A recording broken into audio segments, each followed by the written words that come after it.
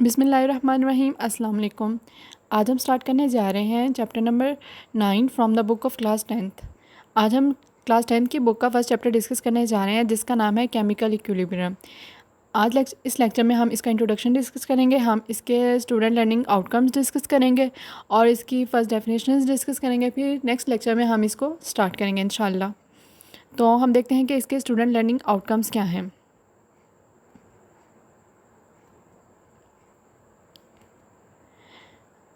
हमारा first SLO ये कहता है कि केमिकल इक्विलिब्रियम क्या होता है, हम इसको डिफ़ाइन करना सीखेंगे और रिवर्सिबल रिएक्शन की कंडीशन में हम केमिकल इक्विलिब्रियम को कैसे डिफ़ाइन कर सकते हैं इस चैप्टर में हमें ये पता लगेगा।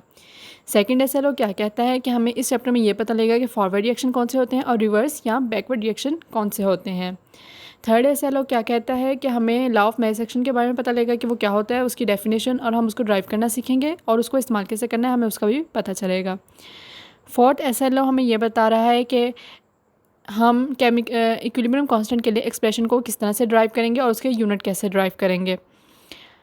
फिफ्थ एसएलओ हमें बता रहा है state the necessary condition for equilibrium attain करने के लिए, अचीव करने के लिए हमें कौन कौन सी नेसेसरी कंडीशन रिक्वायर हैं, हम उनको डिस्कस करेंगे। और लास्ट थिंग जो हम इस चैप्टर में डिस्कस करेंगे वो क्या होगी, equilibrium constant expression for a reaction. हम किसी भी रिएक्शन के लिए इक्विलिब्रियम कांस्टेंट एक्सप्रेशन को कैसे ड्राइव करेंगे वो हम इस चैप्टर में इंशाल्लाह डिस्कस करेंगे। तो हम चलते हैं अपने चैप्टर की तरफ।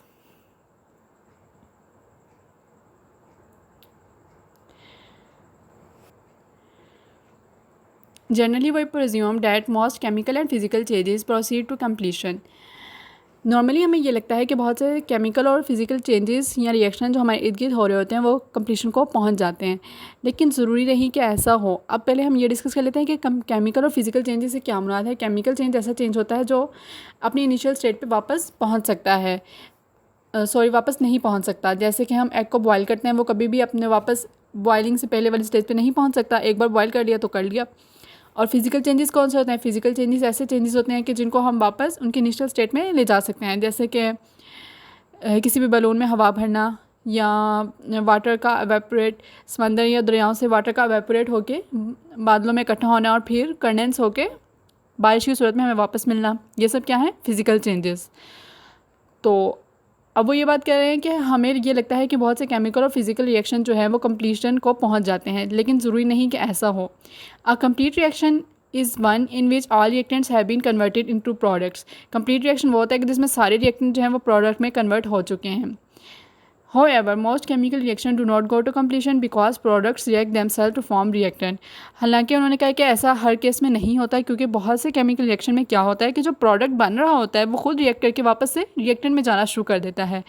As a result after some time no further change take place, जिसकी वजह से कुछ टाइम बाद कोई चेंज नहीं आ रहा होता है। क्योंकि आप खुद देखें, अगर हमारे पास दो रिएक्टेंट हैं, वो मिला के प्रोडक्ट बना रहे हैं, प्रोडक्ट बनता जा रहा है, लेकिन कुछ टाइम बाद वो प्रोडक्ट जो है वो खुद को मिला के वापस रिएक्टेंट बनाना शुरू कर रहा है।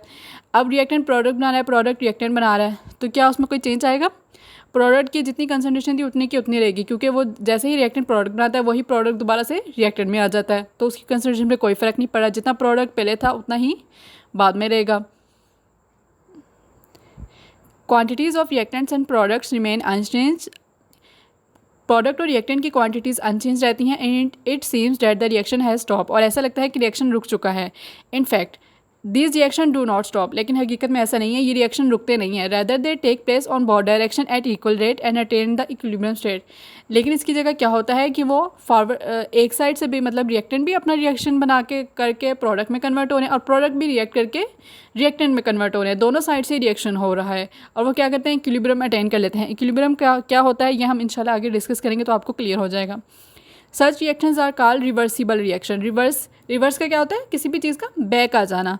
तो जब रिएक्टेंट जो है वो प्रोडक्ट में कन्वर्ट होते हैं तो प्रोडक्ट वापस रिएक्टेंट में कन्वर्ट हो जाते हैं, तो ये क्या है, रिवर्सिबल, कि वो प्रोडक्ट जो है वापस रिएक्टेंट में आ रहे हैं, तो ये हमारे पास रिवर्सिबल रिएक्शन की एग्जांपल है। और हमारे फिजिकल और केमिकल इक्विलिब्रियम की बहुत सारी एग्जांपल हमारे नेचर में मौजूद हैं, जो इंशाल्लाह जैसे जैसे हम अपने चैप्टर को स्टडी करेंगे हमें क्लियर होती जाएंगी। आगे हमारे पास एक एग्जांपल है, हम उसको डिस्कस कर लेते हैं। ये हमारे पास नेचर की एग्जांपल है।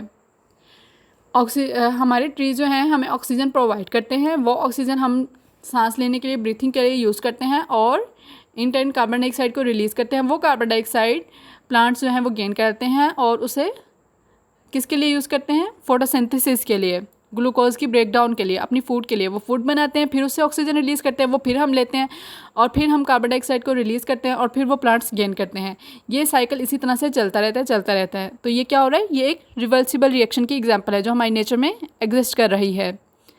आई होप सो आपको ये क्लियर हो गया होगा। अगर रिवर्सिबल रिएक्शन में कोई कन्फ्यूजन है तो कमेंट सेक्शन में ज़रूर बताइएगा। बाकी हम इंशाल्लाह नेक्स्ट लेक्चर में डिस्कस करेंगे। Thank you so much.